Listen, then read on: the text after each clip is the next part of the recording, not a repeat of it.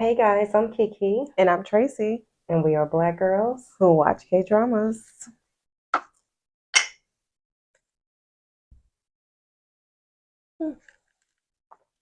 Sarah is the best. It is.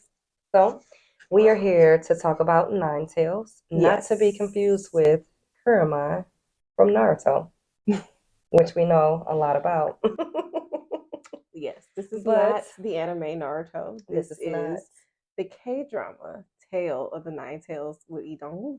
Yes, it is. Now, I have to say, Lee Dong-woo in this, so handsome. It's giving sexy with that red and brown. He was It so is giving cute. very attractive. The red and brown highlights in his hair. It was giving Fox.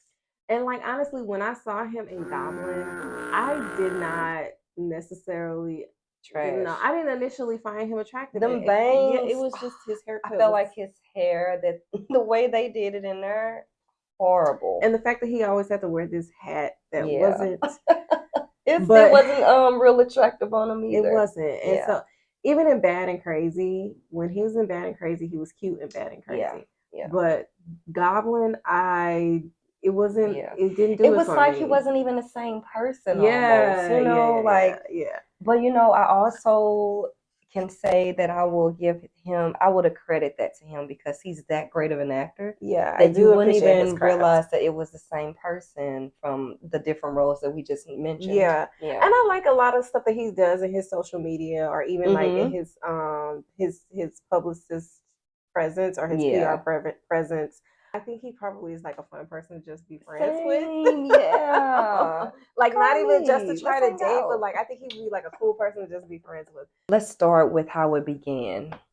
We're just jumping right in because Yeah. at this point, I'm just going to assume that you've seen it, and if you haven't, go watch it.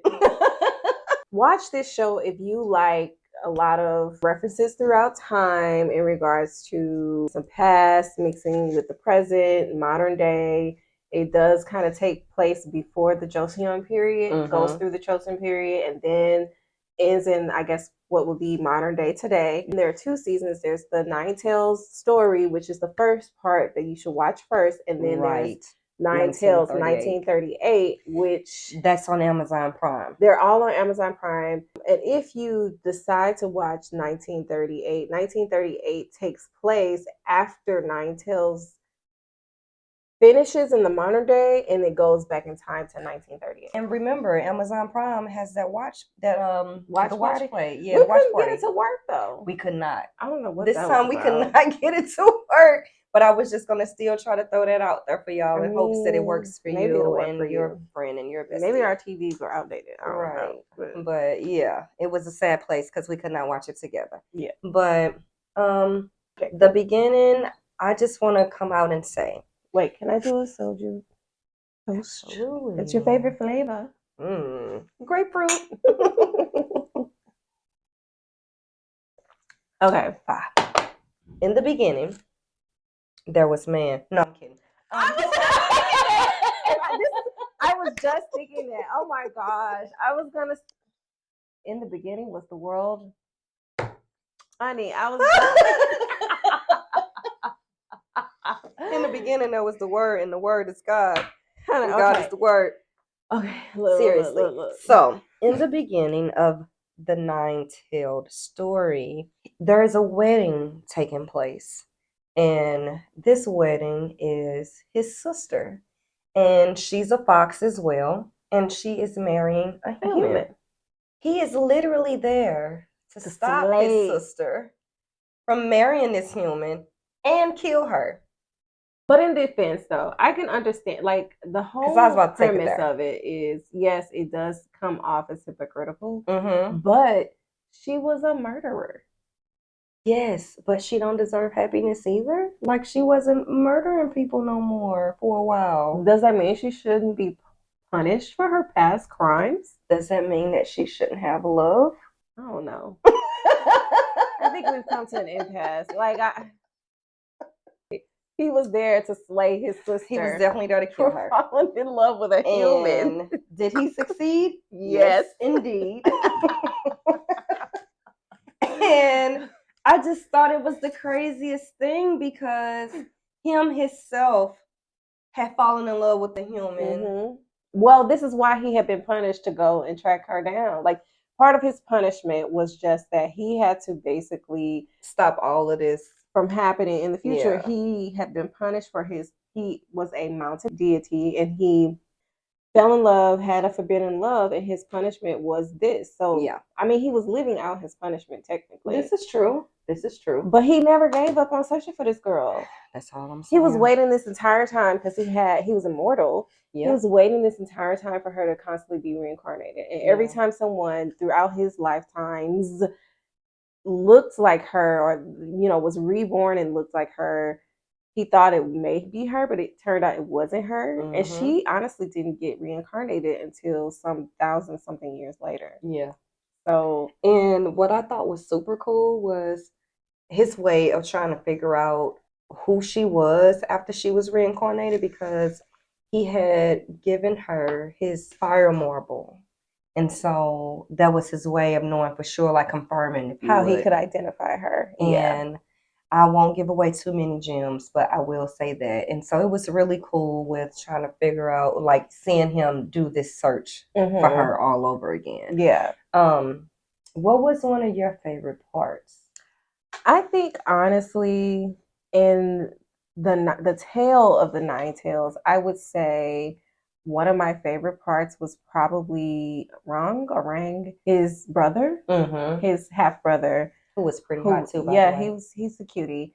He's half human, half Nine-Tail. Yeah, but he was abandoned by his mother. His own mother. Yeah, and like everybody called him this beast and like basically this freak of nature. Yeah. But Lee Dong-woo's character, he took him in and like raised him like a big sibling. And so, if I could interject real quick, yeah, because I gotta throw this in, even though we try not to give too much away, but it was definitely his half brother. Like his dad had told him, "Hey, I'm gonna bring back this kid, and I need you to treat him like he your brother."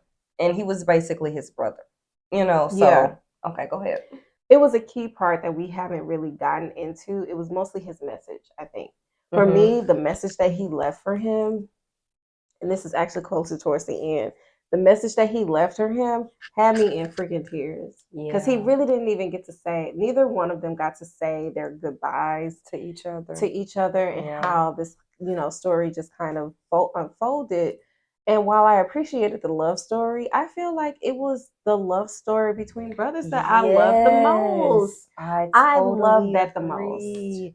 I didn't even again, just to piggyback on what you said, I love the love story of him and him finding his girl when she was reincarnated, but the true love story here was with him and his brother. Yeah. It was such a great sibling love story. Yeah. And mainly because his brother thought for so long that he abandoned him. Yeah. And that he didn't love him. And he had a grudge. He held a grudge so many years. For a long time towards his brother. And like I get it because his brother also was a sibling who was out here destroying people and doing some things he shouldn't have been doing.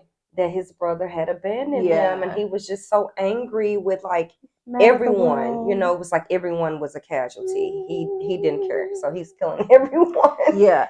So I didn't. So I mean, okay. So we know that the love story between brothers is key. Yeah. What was another part of the show that specifically Nine Tails, not necessarily getting to 1938 yet. Yeah. But in 1938, we could talk about that separately because that in itself is like a great show in its own. But the Nine Tails, what do you feel was like some of your favorite moments or favorite part of the show?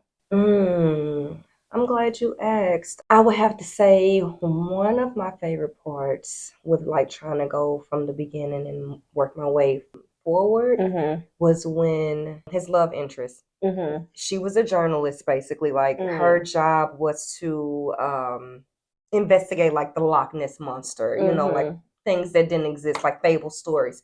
So she believed already in fable things, so it wasn't like she was kind of like, oh my god, or traumatized by anything. She was already kind of aware of things around her. So one of my favorite parts was when she was at his home and she basically threw herself out of his window just to make sure that she was right in her thinking that he couldn't be human. And he wouldn't tell her the truth, and she was just like, so you're not human? And that is what if he wasn't? Like, what if he just let her die? She'd have Like, been dead, R.I.P. girl. That would have been a really short series. Like, honestly, seriously. Well, lucky for her, she survived that fall. And I think it was just because she just remembered so many key things. She remembered very key things. Like, so her parents went missing, miraculously just vanished, just disappeared completely.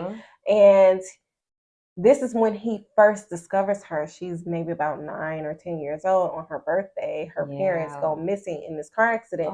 She's the sole survivor. No one can locate her family, but because they trying to figure out how was she in this car on like her own. Yeah, at some point they figure out what happens with the parents, but in all of these lifetimes that he's living, he's trying to find her, and there are these key, I guess, folklore artifacts that kind of just show up randomly throughout both the Tale of the Nine Tails and also 1938. With all these things happening, a key thing that I feel like was funny but also very important was the glasses. So those glasses, so there are some glasses that pop up, and these glasses, basically you put them on and you can see all of the lifetimes that somebody else has had, or if this is their first lifetime. And so honestly, I don't think I would want to wear the glasses, but it would be kind of cool to would be pretty cool. And if you look at yourself in the mirror with the glasses, you can see your own personal life in the past. And not just see the reflection of who you were, but you can experience what happened to you, like key things. It's almost as if a dream happens to you when you put these glasses on yourself and look yourself in the mirror and see those your are past pretty life. cool. Yeah, I know, those right? are really cool. So I feel like the glasses were key. Red umbrella was key. Definitely. And like how he like that red umbrella, how he transformed into a modern day umbrella. Like, it's just a cute little little scene. I loved it. You know what? I want to talk about how the one thing that I was disappointed in was that he's a 9-tailed fox. I wish I could have saw his 9 tails more. Oh, I definitely wish I could have saw his 9 tails more. Yeah. Like, I feel like they didn't lean into the 9-tail folklore it was like enough. Everyone knew he was a fox, but I wish we could have saw the transition of him being an actual fox. Yeah, I do agree. I think I was just only slightly disappointed in that, but I did like the storyline. I loved, everything about the regular 9 tails. What would you rate it? I thought it was great. 10, 10, 10, 10, 10 category. Here's the thing. It was really good. Well, I'm gonna give it a 9. I'm gonna still give it a 10, just with how everything came together. And I loved it all together because we've watched some bad K-dramas, so when I overall look at it like that, it's okay with me giving it a 10. But again, I've already expressed my disappointment. I think that was the only thing that, and that's why I give it a 9. And like, I feel like the 10, I will give it a 10 if it's 1938. Okay. Added into that. Yeah. So like the Tale of the Nine Tails plus 1938, I give it a 10. Okay. And I think that you should watch them all. Just watch them all together, because it does give more historical reference. But I feel like with, once we talk about 1938, there'll be some things that come up that I appreciate.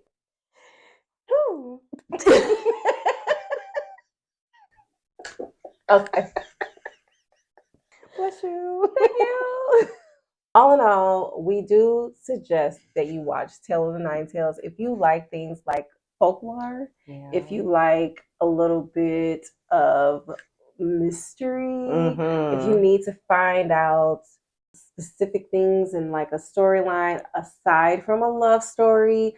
I think that this is a good suggestion for you. We're going to come back and we're going to talk about 1938 right after this, though. Yes. We is. But you never know. You got to remember to be kind. That first. Yeah. Because you never know when your life might be in the hands of an idiot.